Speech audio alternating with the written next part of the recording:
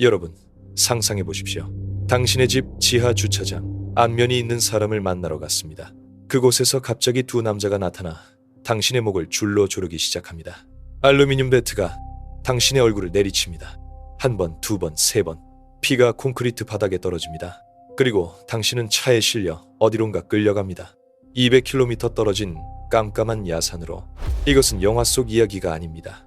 2025년 10월 26일 대한민국 인천에서 실제로 벌어진 일입니다. 피해자는 구독자 100만 명을 보유한 유명 게임 유튜버 수탁이었습니다. 수탁은 2013년 아프리카 TV를 시작으로 현재는 샌드박스 소속으로 공포게임 플레이를 주 컨텐츠로 하는 크리에이터입니다. 저음 톤의 매력적인 보이스와 깜짝 놀라는 재미난 리액션으로 시청자들에게 많은 사랑을 받고 있으며 구독자는 100만 명 이상을 보유하고 있는데요.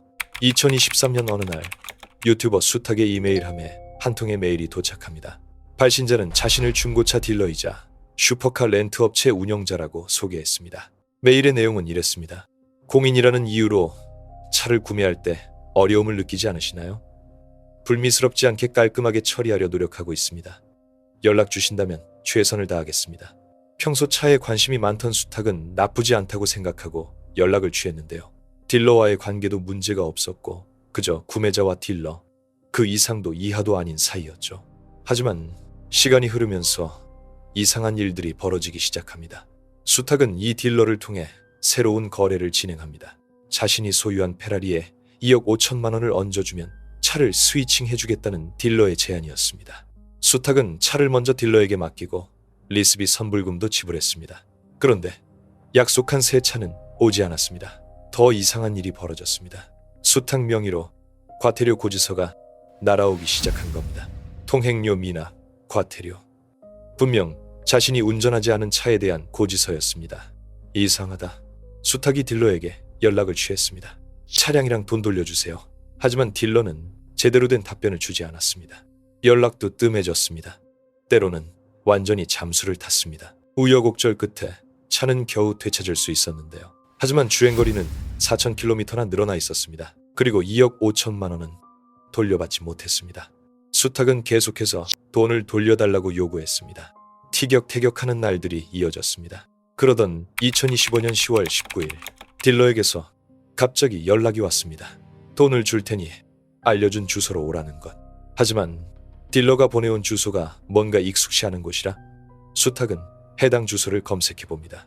주변에 CCTV도 없고 건물도 없는 외진 시골이었습니다. 야산만 보이는 곳. 이건 좀 이상한데? 수탁은 거절했습니다. 아니 뭔 도심도 아니고 저런 곳에서 만나나요? 수탁이 의심을 하자 딜러는 이내 그럼 내가 그쪽으로 가겠다며 이들은 수탁이 거주하는 곳에서 보기로 합니다. 10월 26일 오후 10시 40분 인천 연수구 송도동 수탁의 자택 아파트 지하 주차장. 원래는 아파트 정문에서 만나기로 했습니다. 그런데 딜러가 지하 주차장으로 내려오라고 했습니다. 조금 이상한데 내 집 지하 주차장이니까 괜찮겠지. 수탁이 지하 주차장으로 내려갔습니다. 그런데 차가 주차 공간에 세워져 있는 것이 아니라 통로 한복판에 정차되어 있었습니다. 딜러는 차에 타서 돈을 해결해 주겠다고 얘기하는데요. 수탁은 뭔가 이상함을 느꼈습니다. 그리고 차 뒷좌석을 힐끗 보는 순간 마스크를 쓰고 후드를 뒤집어 쓴 채 빨간 목장갑을 낀 남자가 뒷좌석에 웅크리고 숨어 있는 것을 본 것입니다. 수탁은 즉시 112에 전화하여 신변의 위협을 느낀다고 신고하는데요.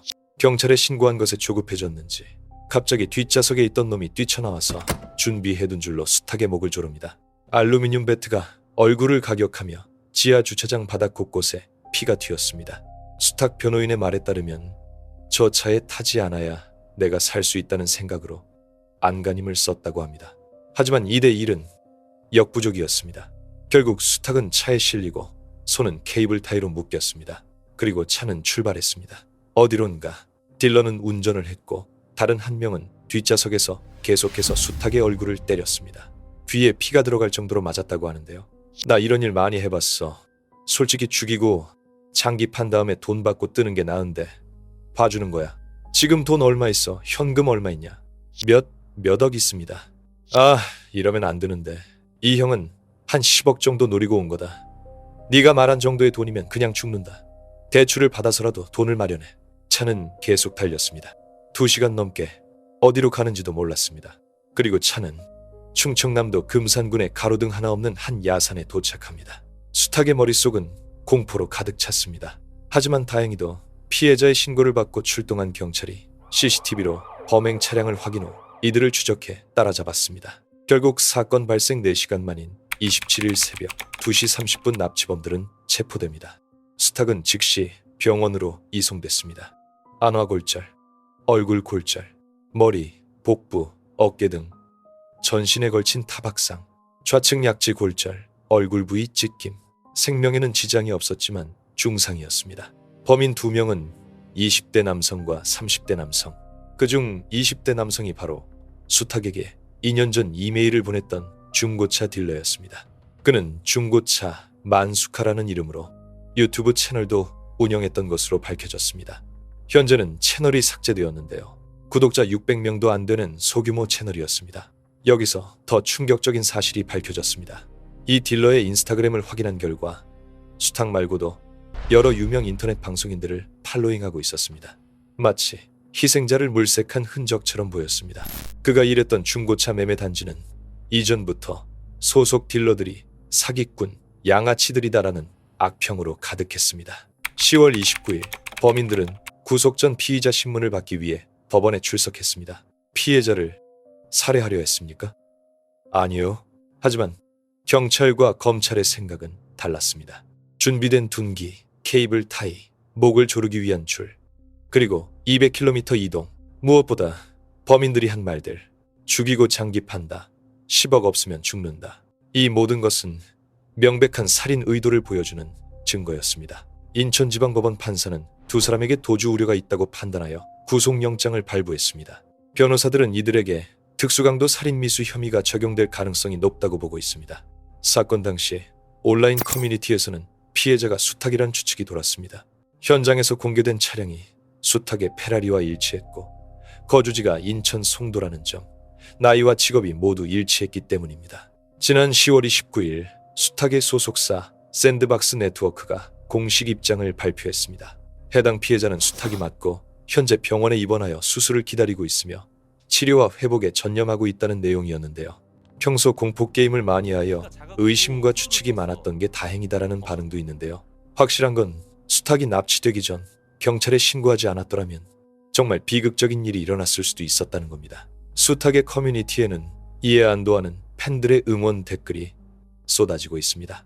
자신의 직감을 믿고 미리 경찰에 신고했고 그 덕분에 경찰이 신속하게 추적할 수 있었습니다.